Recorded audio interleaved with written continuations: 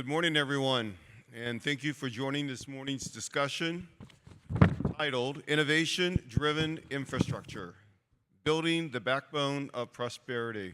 Quite the topic. I'm excited to be able to moderate this panel, and we got with us today incredible four executives.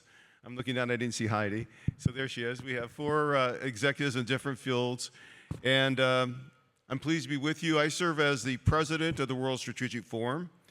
And as I said, these four distinguished leaders in four distinct areas are going to share with us their own perspectives on where we stand today and where, most importantly, where we're headed for tomorrow, what tomorrow represents. Each of their bios is included in the information, so you have it, but I'll briefly introduce each member before they do their opening remarks.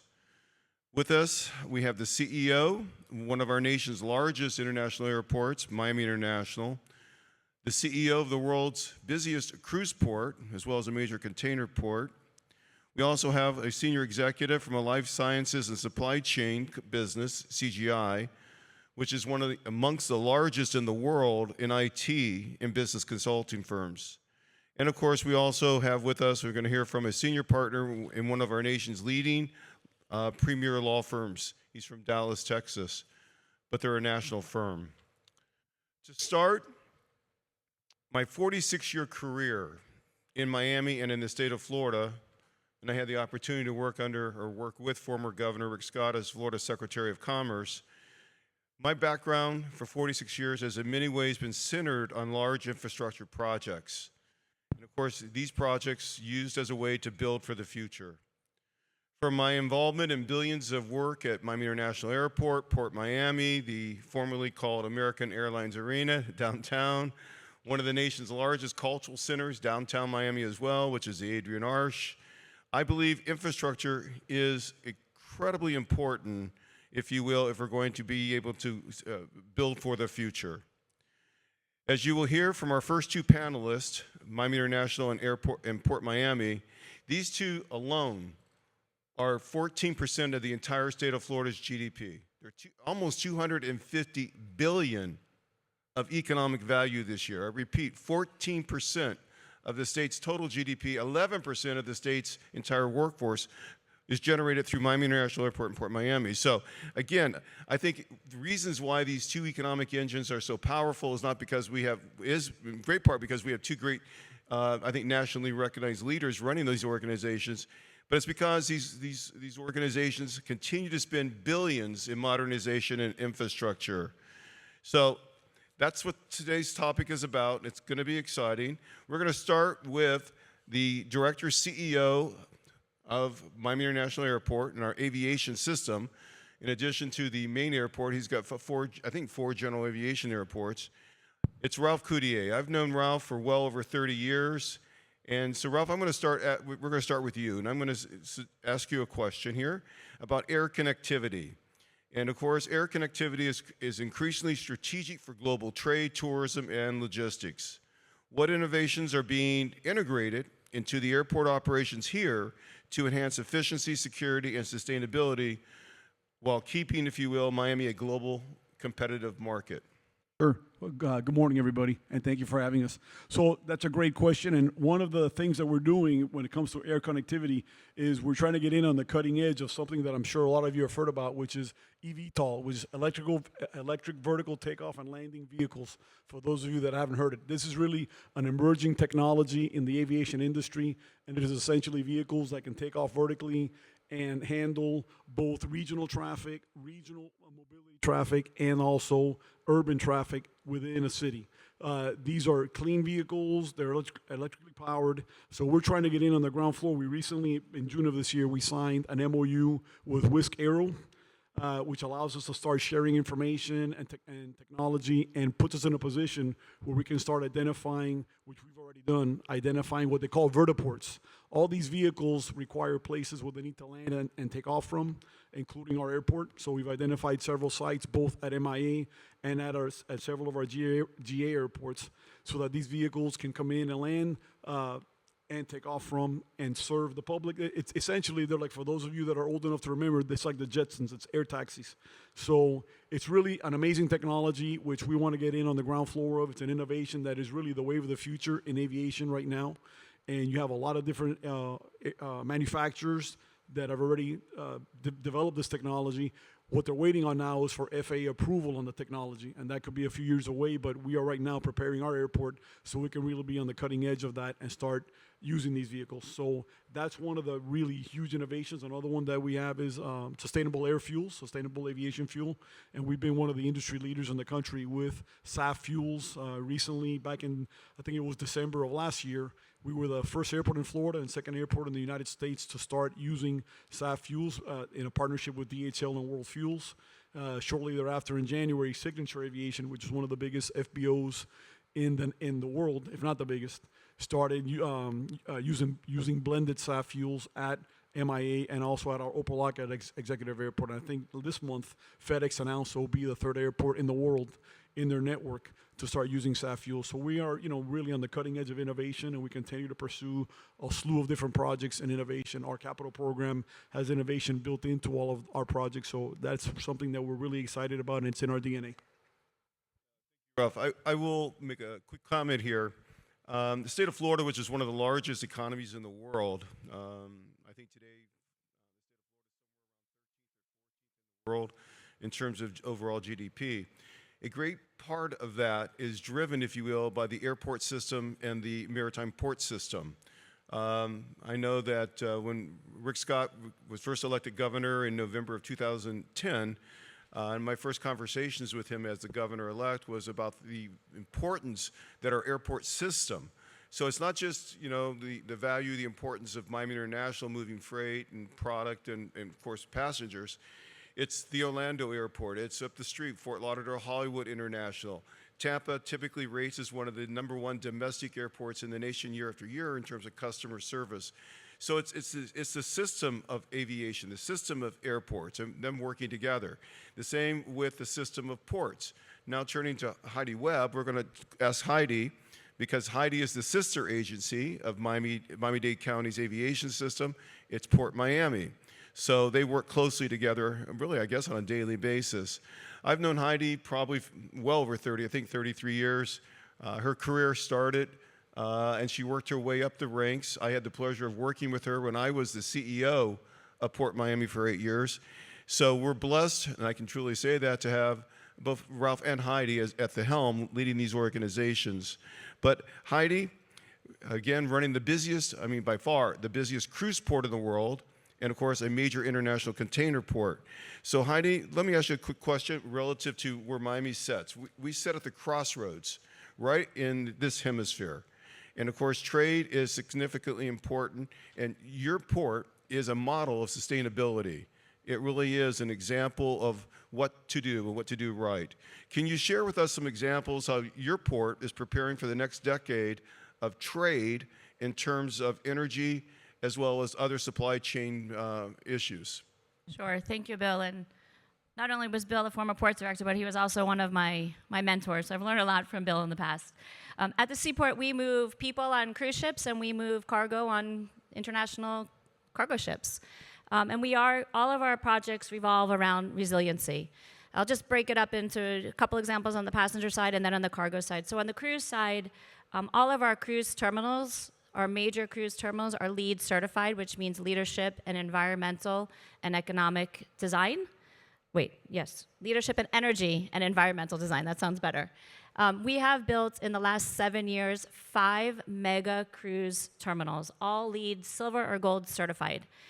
These terminals have become architectural wonders within the backdrop and the cityscape for Miami-Dade County. Not only are they just terminals where passengers go through, but they have become memorable experiences through Miami-Dade County. And they're all resilient. So when we talk about LEED certified, that means HVAC systems, that means stormwater systems, that means high mass lighting and LED lighting inside there. How do you build these cruise terminals to be extremely operational efficient, move passengers quickly in a resilient manner? That is the forefront of everything that we do. One of our largest projects on the cruise side is shore power. By a show of hands, does anybody know what shore power is? Excellent, excellent. So for those of you who don't know and didn't raise your hand, shore power allows a cruise vessel when it comes along our docks at the seaport to connect to our local grid. So they're turning off their diesel engines, and these 5,000 plus passenger vessels are connecting, reducing environmental emissions and noise within our local community and connecting to our local grid. We launched our shore power program in June of 2024. It was one of our mayor's largest initiatives at our port. And currently, we have 13 vessels that are connecting to shore power, with 10 that will be coming online this season. So by the end of this winter season, we'll have 23 large cruise vessels connecting to our local grid as they sit alongside at our port.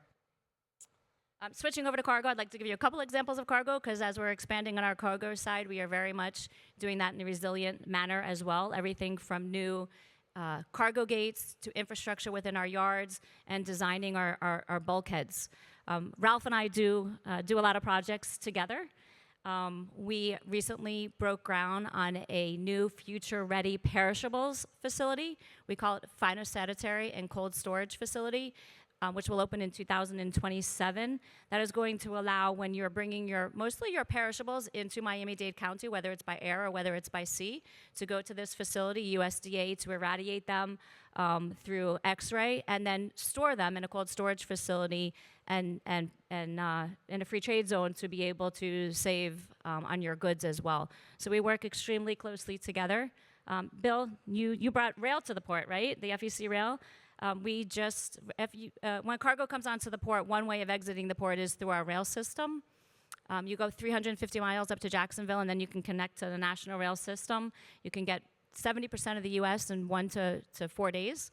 And that rail system, we just received a federal grant for $16 million. We're going to be expanding that rail system in a very environmentally friendly way, from going from 3 tracks to 5 tracks, as well as putting infrastructure inside the yard as well. So I know you have more questions. I'll stop at that to allow the other presenters to speak as well. But everything that we do, whether it's people or whether it's cargo moving through this port, we do so in a sustainable manner. Great. Thank you, Hydi. We're going to turn now to Nicole Falk. She's a senior executive for a life science and supply chain, one of the global firms called CGI. And I want to thank you for being a panelist with us today and bringing your perspective. I think we all understand the importance, the value of digital integration and data, in terms of redefining, if you will, the supply chain infrastructure. How is the digital transformation of logistics and supply chains, particularly in sectors like life sciences, reshaping the way infrastructure is planned and managed?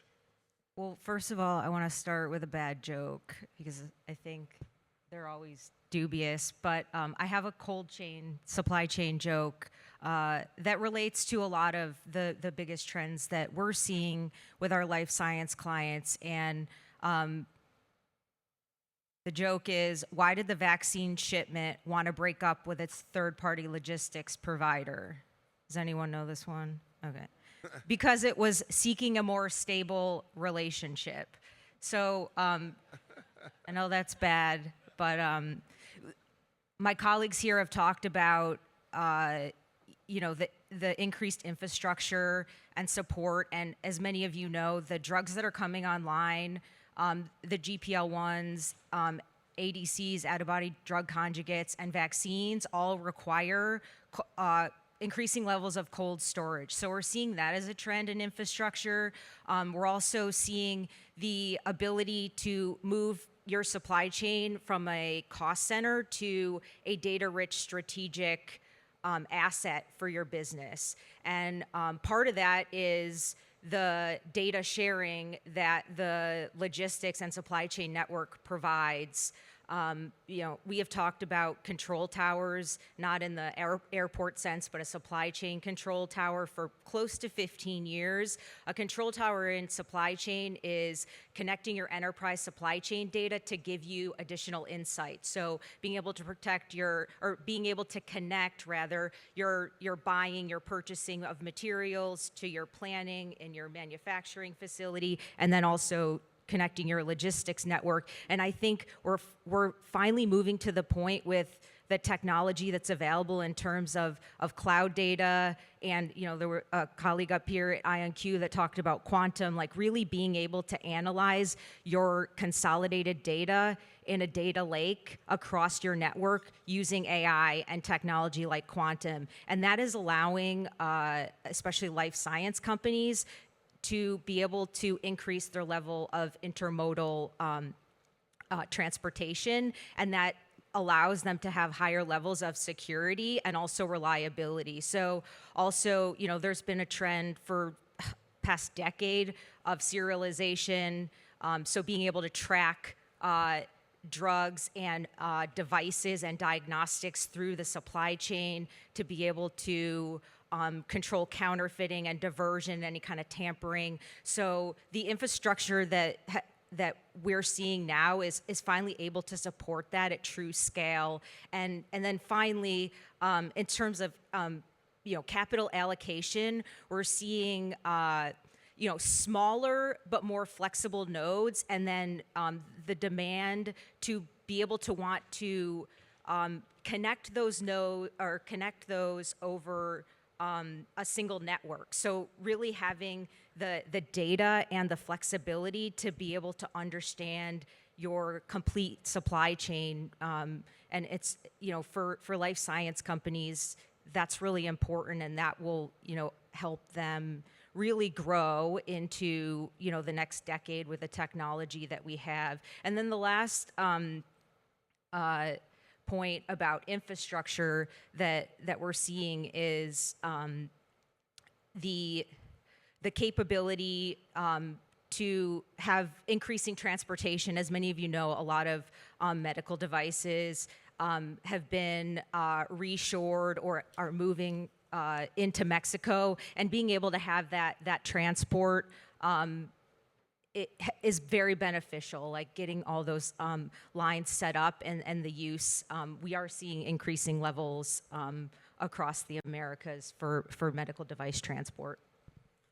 Okay, thank you, Nicole. Our fourth panelist today is John Willding. He's a partner in the national prestigious law firm of Stinson, LLP.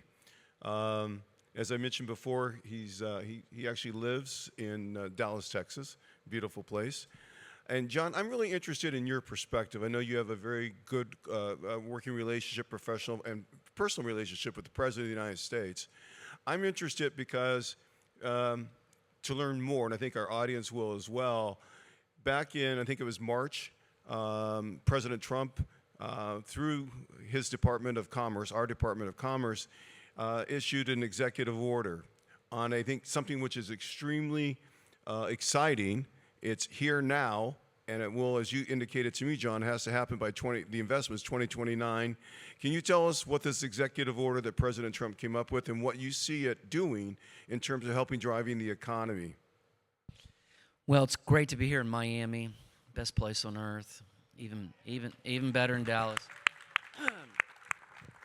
Has anyone in this audience heard of the United States Investment Accelerator? Great. Well, yeah. I'm here to tell you about it. So like you mentioned, in March, the president enacted an executive order, created an investment accelerator in the United States. So I've been outside business counsel to the Trump family for 6.5 years. So I split my time now between Dallas and Washington, D.C. And, early on, I was brought in to try to discuss some of these pledges that have been made, which now total $19 trillion. And that money's real. And, get ready for 26 because there's going to be a huge tilt to focus on domestic issues, domestic investment. But the United States Investment Accelerator was enacted in March. It became part of the United States Department of Commerce, chaired by Secretary Ludnick. And all deals that are $1 billion or above have to go through the accelerator. And I'm trying to be the traffic cop between the deals and the money for deals that are below $1 billion. So by statute, it has to go through a committee within the Department of Commerce. And these are Like mentioned, these are deals that need to be done by 29, and it's no secret that we have midterms in 26. So I think you're going to see, right out of the gate, $1 trillion of investment in manufacturing and critical infrastructure and technology, kinds of things like ports and airports and, modular expansion of terminals and airports. So, you hear about, I was brought in because, what do? I call all these pledges term sheets. They're non-binding term sheets.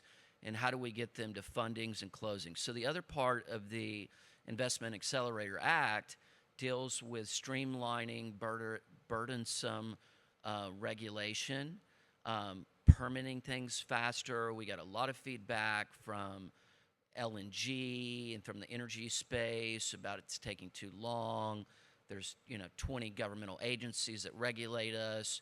The capital's afraid to come in because pipelines have been started and stopped and all these kind of things. So it's really twofold, to streamline the regulation. With things like ports and airports, you have a set of laws called CFIUS, which deals with foreign investment and national security. And so part of the investment accelerator deals with that on the front end as well. So we're going to do a ton of deals. I could talk about it forever, but these are the things like, the AI-powered data centers, which require dedicated power. You'll hear more about like small modular nuclear reactors. I'm involved with the Port of Brownsville. We're creating the first oil and gas refinery in America in 62 years. It's already fully permitted. It's going to require its own dedicated utility.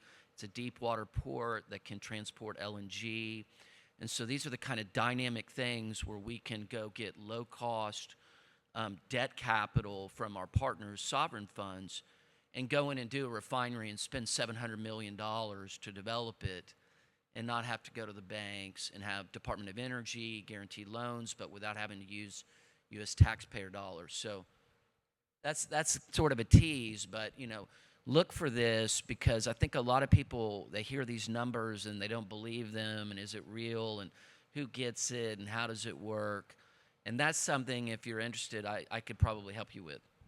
Well, I think it's extremely, first of all, thank you for explaining that. And that's something for all of us to be aware of and to be, I guess, engaged with. I can tell you firsthand experience serving as Secretary of Commerce for Florida, the value, the importance, how essential it is that there is a strong working relationship between the public and the private sector. And you bring, if you will, the creativity of private industry, private sector, with oftentimes the passion from public sector. You bring them together, and more often than not, you'll have great successes. So during my tenure at Hydi's PortMiami, I focused on public-private partnerships. And President Bush, I call him Bush II, was in office at the time, and then followed by President Obama.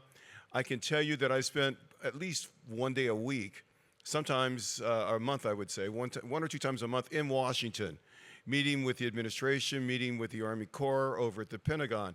The importance of a vision, the importance of understanding where you want to take your airport or your seaport or whatever the other logistical center is, and making sure that your elected officials at the local and at the state level and in Washington understand that vision. That's how you make things happen. So, John, I like the perspective of what you're saying. And I'm going to start with you, John, just in terms of the next question. Your thoughts on different mechanisms of bringing public and private together, or whether it's through 3P, through joint venture, these public-private partnerships. What's your take on all that? Where do you see that today, and where do you see that moving in the future? It's essential. We're America First. With this forum, I've gone all over the world and talked about how America First is not exclusionary, that we've got to clean our own house. And part of cleaning our own house is infrastructure. The ports were really exposed with the supply chain. It's just absolutely mission and critical to our economy. Structures, you have to have a great team. This is a little bit self-serving, but if you're trying to deal with the federal bureaucracy and you don't have the right team, then you're dead in the water, right? There's all kinds of projects and all sorts of of relationships that have to be developed. And so I think you have to kind of get a team, get a plan, get a timeline, get a budget, get the meetings arranged, have ask, be prepared for those meetings, figure out who the stakeholders are. One of the great services I think I provide is doing that for you, in the sense that you could spend a whole lot of time in the Department of Transportation or Department of Energy or whatever it might be, but are they really making the decisions? And, we're in the first year of the administration, believe it or not. We still got another 60 days in this. So I would say get a great team. That's going to involve probably a lobbyist, a transactional lawyer, or somebody that has expertise in that particular industry. And you've got to just get ahead of it. Everything takes longer than you think it should. And so even though they call it the accelerator, you've got to get all over this. And a lot of the things that we're doing, when I said I'm trying to be the traffic cop between the deals and the money, is when I'll meet with the government of Japan or I'll meet with Saudi Arabia, one of the things they're talking about is, number one, we want to get in the best deals. So we want to get in the first deals, tend to be the best deals. And, they've made pledges. They don't want to just have to dump money. This is not a contribution. This is an investment. They want to have a return on their investment. And the second thing they say is, where are the deals? Like, Japan alone has pledged $550 billion, right? That's a lot of money. And so, there's another thing that's happening that will be called a Commercial Dominance Council. And part of the function of the Commercial Dominance Council is to reach out to industry, to try to help explain this process. There is going to be a massive push because of the midterm elections. People are really starting to say, we want to see some domestic priorities. Day one involved our border. We had to secure our border. There was not anything close to what had to be done first. And then we had to deal with our relationships around the world. And we've heard a lot about tariffs in this particular forum, as we should. Tariffs are a tool and a toolkit that lets deals get done, that facilitates negotiation, that gets somebody that's stubborn on the other side, gets their attention, right? And so it gets, like double reciprocal tariffs. If you're buying Russian oil, we have a problem. These kind of things had to be done in year one. Year two, 26, particularly when the primaries are done for the congressional races in March, you're going to see an absolute explosion of growth in the United States. You're also going to see monetary policy, potentially as much as 2 basis points coming down. That's been a frustration. Rates are too high. The number one priority in the administration is the affordability of housing. So, this is going to be the year, 26 is going to be the year that we make America great again. 25 was mostly putting in place the tools and the processes to allow that to happen. Great, thank you for that. I'm going to switch now. Ralph, I want to ask you, I know that you have a massive, roughly $9 billion underway at Miami International now. Correct. And you're spending hundreds of millions a year, again, modernizing it. And I stress this to the audience, to remain competitive, okay, not just with airports within the U.S., but globally. You need to, and oftentimes you look to Asia, you'll see their ports, their airports, their models of efficiency. That's investment, strategic investments in infrastructure. So I know you got a lot going on. Tell us a little about what that represents. Is it on the air side? Is it in the cargo area? But what's going on with your capital program? Sure. So I think before I get into that, I just briefly, it's important to provide a little perspective to give you an idea why the capital program you mentioned is so important. So we just completed last year our third straight record-breaking year in passenger volume. We moved 56 million passengers last year. On the cargo side, we had our fifth straight record-breaking year of cargo volume. We moved about a little bit over 3.1 million tons of cargo last year. Long-term projections, we're supposed to be at 77 million passengers by the year 2040, and about 5 million tons of cargo, which is only about 14 years away. We're almost in 2026, as John mentioned. So we need to plan for the future, and that's what our capital program does. I mean, currently, we're the second busiest airport in the entire United States for international passengers and 10th busiest for total passengers. Those same rankings around the world, we're 27th for total and 34th for international. So we're one of the busiest airports in the world on the passenger side. The mayor mentioned earlier this morning in her opening remarks, we're the #1 airport in the entire United States for international freight, 3 for total freight and 3 for total cargo. And then those rankings internationally, 5, 6, and 6. So we need to plan for that. And that's why we have a $9 billion, currently $9 billion, rapidly growing into almost $12 billion, currently 9. And it runs the gamut. We're modernizing about 1.7 billion of that is to modernize just deferred maintenance type work, infrastructure. We're investing $235 million to replace all of our loading bridges. We are investing currently about a little bit over $100 million to renovate all of our restrooms. We have 447 restrooms in our terminal. If you can get your arms around that number. And the first phase will modernize more than 200 of them, and it's well underway. We're investing about nearly $700 million to modernize all of our conveyance systems, elevators, escalators, moving walkways. Today, we're 95% operational, where a year and a half ago, we were at about 85% operational, so significant improvements on that end.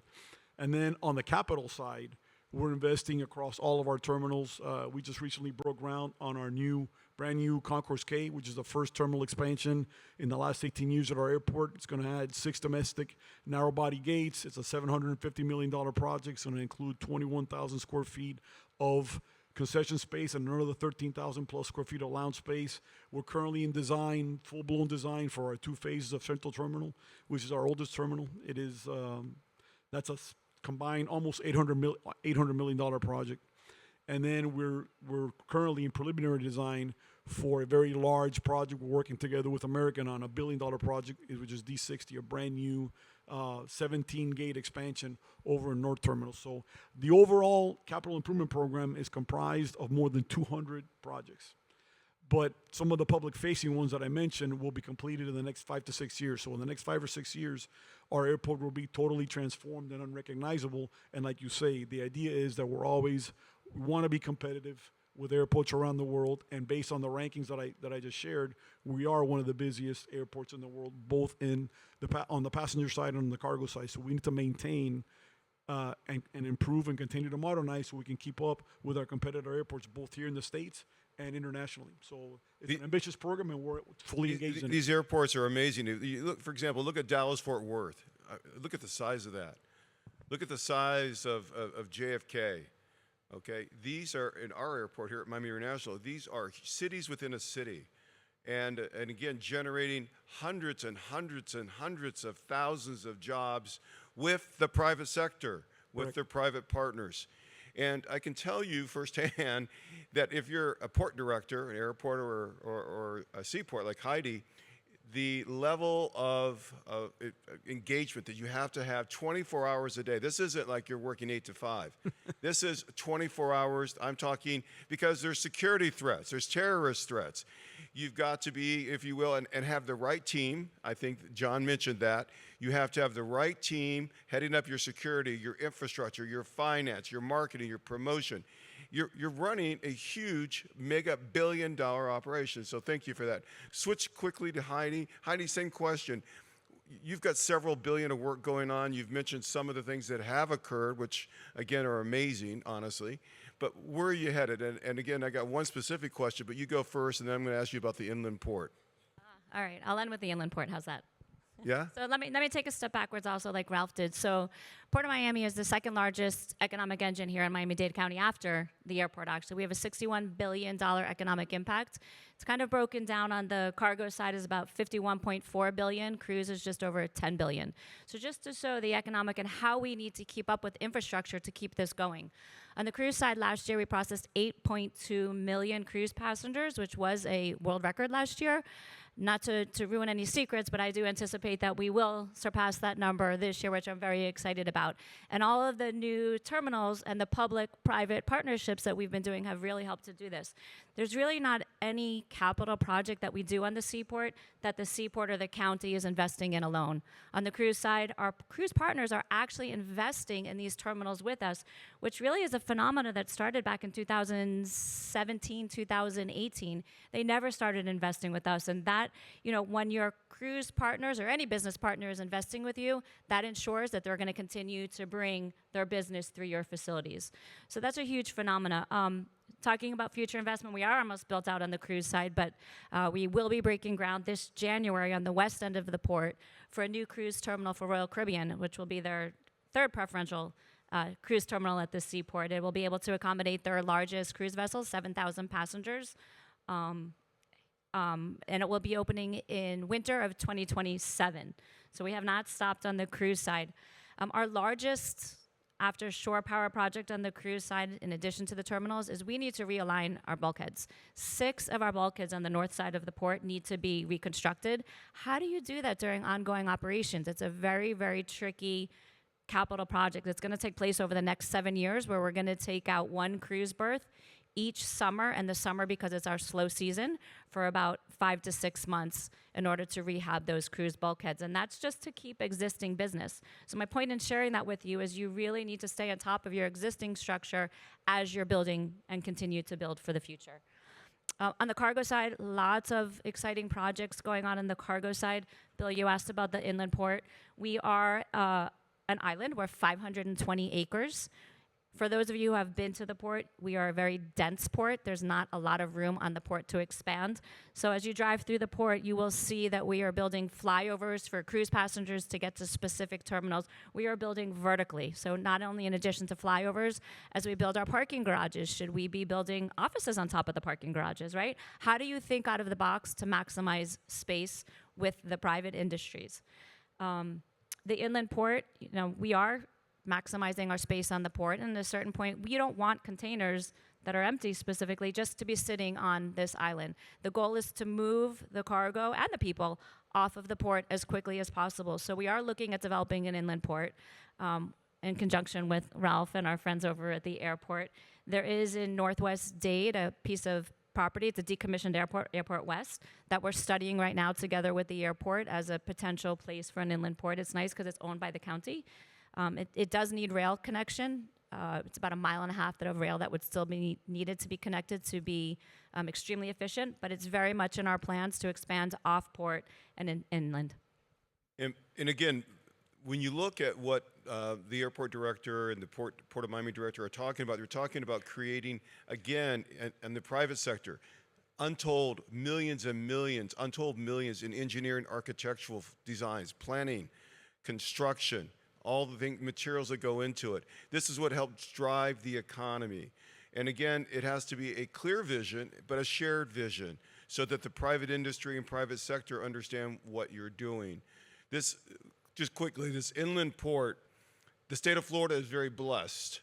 And one of the last things that I left when I joined Governor Scott as Secretary of Commerce was unfulfilled at PortMiami was this inland port. And I'm proud and I'm very happy that the PortMiami today is fulfilling and moving forward with this inland port. Florida's blessed. It's got a good 8 or 9 locations geographically around the entire state for this concept of an inland port. So you take PortMiami with 523 or 524 acres, you need to be able to expand off the port with containers, et cetera, et cetera. So it's a brilliant project. It's going to be one of the first in our state, and it's being in conjunction between the 2 sister agencies, and that's fabulous. So thank you for that. Nicole, let me switch to you real quick. Give us a sense. You're an incredibly large global firm. Give us a sense of the breadth of what you guys work on. Sure. So a lot of our work focuses on not just the data and system support, which I talked about earlier, but also the advisory strategy. So especially the clients I work with closely are in supply chain. So as you all know, a lot of reshoring and repatriation across the Americas of drugs and diagnostics. What is the impact to the logistics and the trade? trade channels. So those are the kind of things that we help with, enterprise systems, and then, what we have been doing a lot recently is how to leverage AI, all of the good data that you have across your network. How do you really realize demand sensing and be able to move your product and your production through your network flexibly and reliably? And that's really what we are helping clients with at CGI. That's great. I'm going to ask John you this similar question about the firm, because you're a very large national, if you will, law firm.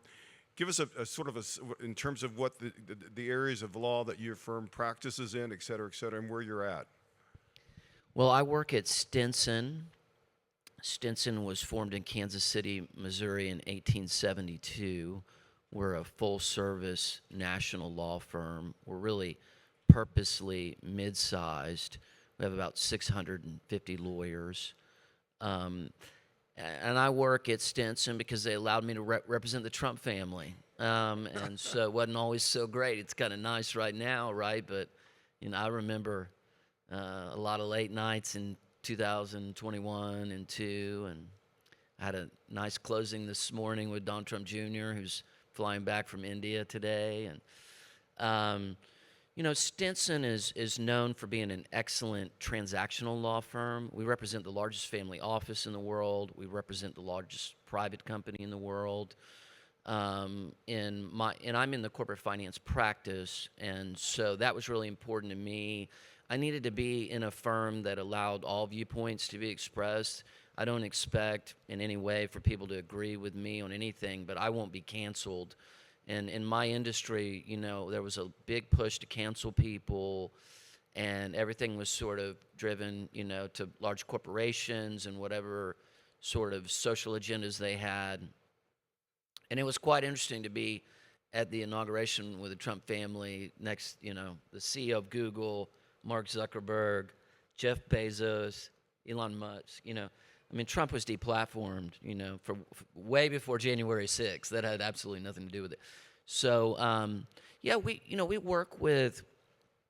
I work with entrepreneurs principally, but that doesn't mean startup. It can mean startup, but it can mean oil and gas entrepreneur, real estate entrepreneur, people that take risk, people that sign personal guarantees.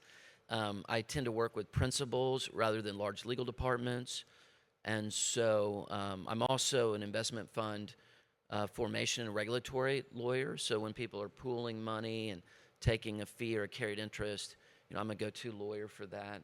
But we're full service. We can go to court and punch people in the nose, or we can have a fancy dinner at a nice restaurant and at closing. Whatever you need, we're there to do it. We're from California to New York, D.C., Florida, Midwest started. Thank you for that. And I encourage all of you to look up both John's firm as well as Nicole's. I did before the panel today because I really wasn't familiar with either of these panelists. Hydi and Ralph I've known for, as I said, over 30 years. So I looked up both, and I was incredibly impressed with in terms of both of your operations. I'm going to close real quickly with one for each of you, just your take about where we're headed in terms of AI. And I'm going to start with Nicole. Is it a given? Is it something to fear? How does AI going to impact us? No, I actually think, and I've been talking to a lot of my clients and colleagues, that I think from a supply chain, logistics, manufacturing, procurement perspective, this is the most exciting time and a lot in supply chain in our lifetime. Like, supply chain hasn't changed drastically since the 90s. I think we're going to see a lot of AI-enabled innovation in the supply chain, which will help us not only with efficiency, but like the effectiveness. We talk a lot about, accessibility of drugs, for patients, and I think that this is going to help and support it in an exciting way, in ways that we might not even know are possible yet. Well, thank you for that. Hydi, I'm going to you next. I can recall when I took over PortMiami in 2006, one of the things we really focused on, and the governor at that time was Jeb Bush, and Governor Bush called me and gave me some suggestions on ways that we might be able to improve efficiency. Jeb is a real techie guy. And so we went on a strong program to initiate improvements in hardware, software, to reduce operating costs significantly, especially in security, but also to improve efficiency. Where do you see today with AI, because it's a totally different world from 2006 when I was at PortMiami, where do you see AI in your port? Good question. I think all of us are looking at AI, right? If you're not, you're already behind the 8 ball. We've actually partnered with the Miami Data Innovation Authority, and we're actually looking at AI, some pilot programs on the port right now. We've signed with 4 different companies tracking all camera work, but tracking the movement of trucks on and off of the port. Where are they getting hiccups in traffic? How can we change roadway congestion? Where are the products coming from? Where are the trucks going to after they leave the port? As well as identifying hazardous things such as, is a container dented? Camera work to identify, is there a flat tire? Certain things like that that will improve the logistics moving on and off of the port. And then of course in our cruise terminals, biometrics, check in all of biometrics. Everything is done by your eyes now, and it's just that is the way of the future. Okay, Ralph, your take on AI? Sure. So, right now we have an innovation team that's working together, as Hydi mentioned, with the Miami Dade Innovation Authority on several AI projects. And for example, one of them, which we're excited about right now, is a new AI chatbot hologram. And we're looking to deploy these hologram stations at about 4 to 5 locations throughout the airport. So what those would do is, it just would really improve the passenger experience, as far as passengers can go up to the hologram and interact with it and get directions on where to go, et cetera. Movement through our terminal is 10 million square feet. Yeah. Which is a huge terminal. The biggest office building in the entire world is the Pentagon, and they're 6 million square feet. So we're 4 million square feet bigger than that. Sometimes it's challenging for people to get around. So that is one use that we're applying for AI. As Hydi mentioned, we just finished a biometric boarding project at all 134 of our gates to simplify the customer and passenger process through the gates and onto their aircraft, so you don't have to be fumbling with your passport and your ticket, et cetera. That we're the first airport, the biggest deployment of biometric boarding of any airport in the country. And we just completed that. And we continue to pursue, under the MDIA, we also had some technology which is AI-based, which directs you around the airports. You can land, and with your personal device, whether it's a phone or an iPad, it'll guide you to where you have to go throughout the airport using AI. So like Hydi said, AI is the way of the future, and if you're not on board with it, then you're way behind. So we're trying to stay ahead of it and continue to find opportunities at the airport, which there are many, both on the customer service side and also on the security side. Okay, great. And John, what's your take? AI is absolutely revolutionary, and it's so much more than just going on ChatGPT and getting the data. It's revolutionizing our energy space as well. We're going to have commercial nuclear under the Trump administration. And the amount, the excitement, the energy around that is tremendous. Quantum computing is having to develop faster and to address the security, the cybersecurity risk,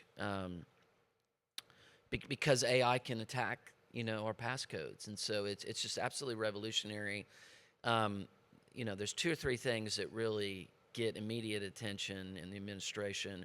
One is AI, another is energy, and we haven't talked about this at all, but digital assets. Yes. Digital assets are going to absolutely revolutionize the banking industry in the next 24 months.